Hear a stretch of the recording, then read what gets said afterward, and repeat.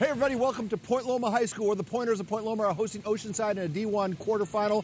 I am joined by a pair of state champions. Coach Troy Starr, everybody knows, is part of this broadcast, but Coach John Carroll making the trip south to watch his Pirates in action. Both gentlemen are here.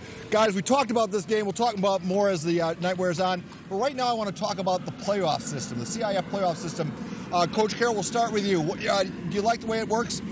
You know, first of all, anybody that complains needs to step up and contribute. So I understand that Jerry Schneep, our commissioner, he's out there trying to find the best system. I like the college system. I'd like to go with the top 4 teams and take out the bottom 4 teams of Division I, keep everything else the same way it is, and instead of all 20 teams making in, the bottom 4 don't make it in, and we make it a Final Four type of thing for the top 4. Yeah, you know what? For the open division, it's great. I mean, you seed 1 through 8. Problem is, the 9th place team gets a chance to win a state championship and be a CIF championship. It's kind of rough for 6, 7, and 8. You want to be 6, 7, and 8, or number 9? Referring to the seeding, so like number 9, you're the 9th best team in your section, and you could be a state champion. You could be a state champion because you're in Division I. So if you relabeled it and didn't call 9 a state champion, would you be okay with it? I would. If they went 9th place was something other than CIF champion, I would be fine with it. But that's just my controversial view. Yes. All emails should go to Coach Troy Starr on the topic. Obviously, it's a hot debate, but speaking of hot debates, let's go north to the Tri-City Medical Center Game of the Week, where I believe Mr. San Marcos is Buddy himself. Rick Willis, please.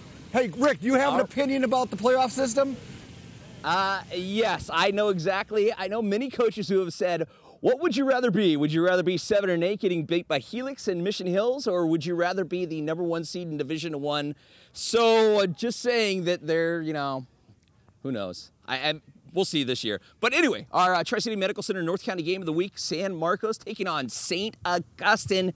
It's a 3 versus 6 matchup. This one should be a good one. This actually should be one of the better games of the night. Now, St. Augustine's a little beat up, and St. Marcos, they've had their issues as well. But I'll tell you what, I'm expecting a high-scoring affair. And coming up at 6:20, I know Paul Rudy knows her very well, and so does everybody that works at the PPR. We're going to meet Renee Meyer. She's the author of these brownies right here. This is the official Rick Willis brownie bin for tonight. Played my 3rd one this year, and I know you guys had them as well. So we're going to talk to her and talk about what it's like to be a team mom. Her son plays on the team as well. Pretty darn good, a right tackle. So we'll have that coming up a little bit later at 6:20. Until then, here's Matt Gilson to entertain you.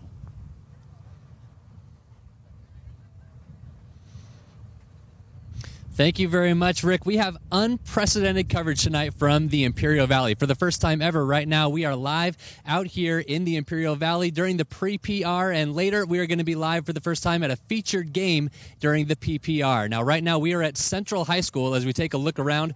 Still a ways toward kickoff right now. We are at Central High as they're going to take on Kearney in the Division IV playoffs tonight. Now, we are not actually going to be staying at this game. We have a crew, Ray and Gabe, who are going to be coming out here and covering this, so we will have highlights from this one, but me and Scott, my intrepid cameraman, we're going to be heading over just a very short drive over to Southwest High School. That's the one, if you're driving out to Arizona, that's the one you see as you pass through El Centro. We'll be at Southwest High School tonight as they take on Mount Miguel. So we have comprehensive coverage from out here of the playoff action that's happening out in El Centro. We will be live. Like I said, the East County Game of the Week is Southwest against Mount Miguel, the really East County Game of the Week this time. So all that coming up. We're going to hustle on over to Southwest and get some pregame coverage from there too. Right now, let's send it over to Allison Edmonds.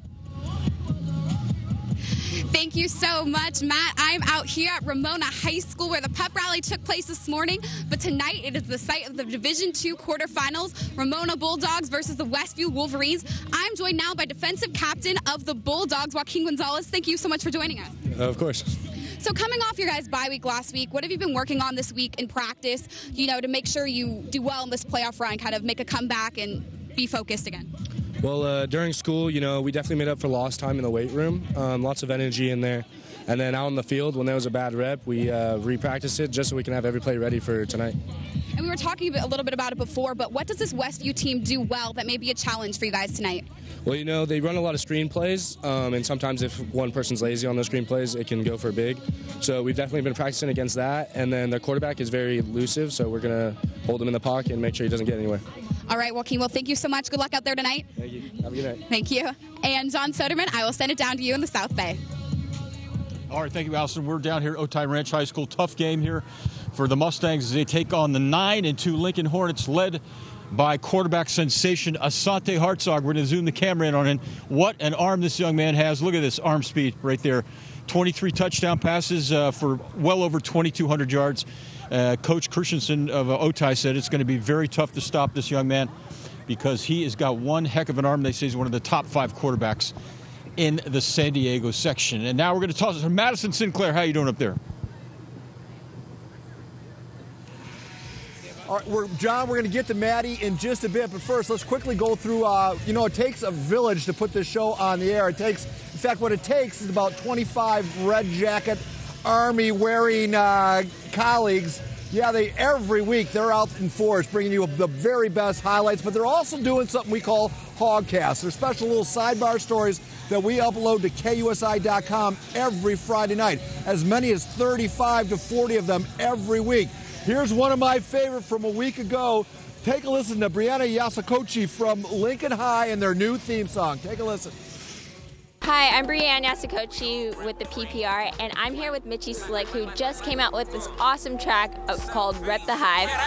It's more than a game to us. Catching fades ain't a thing to us. Motivation, man. We just coming together out here and trying to bring the community together, and this is where we all start. You know what I'm saying? We all play the Valencia Park Pop Warner. LINCOLE.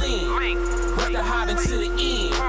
Think I won't say it again. Kids got to know that, or at least the parents got to know that, you can come to Lincoln and be a doctor, lawyer, whatever you want to be.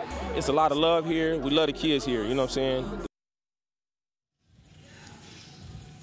All right, we'll also be talking college football. Rocky Long and the Aztecs, 16.5-point favorites to beat Nevada on Saturday at the Crad. Here was Rocky on Tuesday.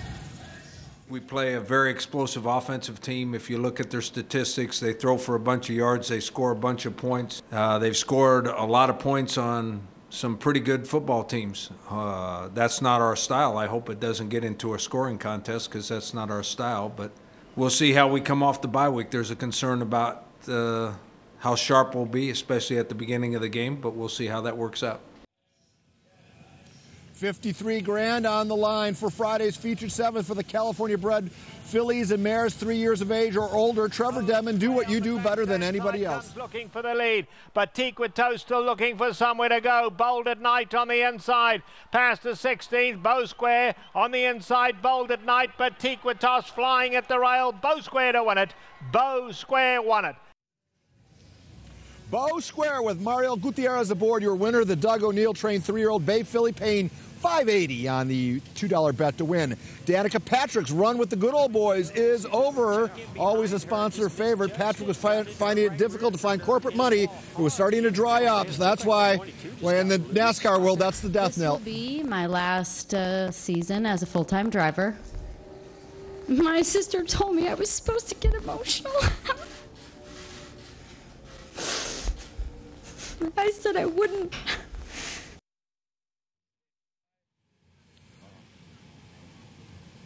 And getting back to the PPR, the Silver Pigskin fan vote is underway. Folks, we are already knocking on the 12,000 vote door. Our record is 15,138, and we have 25 days of voting to go, so we're going to shatter that record. That's unavoidable. Thank you, one and all, for your participation. It means the world to us that you support us like you do, and that's why we are the gold standard in high school football coverage. I'm going to ask you guys later on who you're going to vote for, but we'll talk right now. The 5 o'clock newscast is over. We're going to send it to a commercial break where we'll have more news coming up right after these commercial words.